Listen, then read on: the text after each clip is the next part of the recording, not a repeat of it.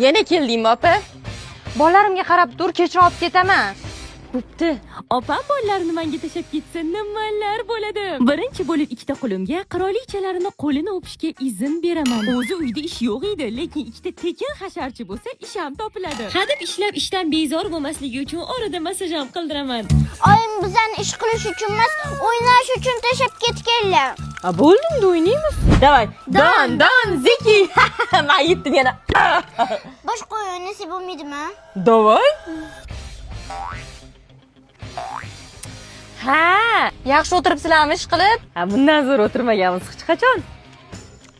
Xola, menga ham zvachka bering. 70 marta. 1 2 mana onalaring meni yoshlikda urgan rasmi. Endi ayangiz olib bizdan urasizmi? Bolalarim, sizlarni o'zim katta qilganman-ku. Urishga qo'lim bormaydi.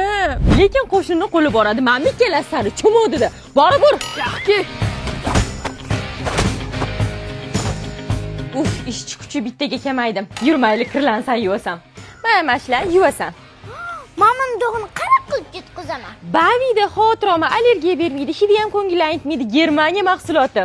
Uni qanaqa qilib ishlataman? Shuncha odam ishlatyapsan, hali ham bilmaysan, qara. Tog'orani olasan, bavidan solasan, keyin qaynoq suvdan solib kiyimlarni ichiga tashab 10 daqiqa kutasan. Keyin kiyimni ishqalab yuvsang, shunaqa yuvorasan, bo'ldi.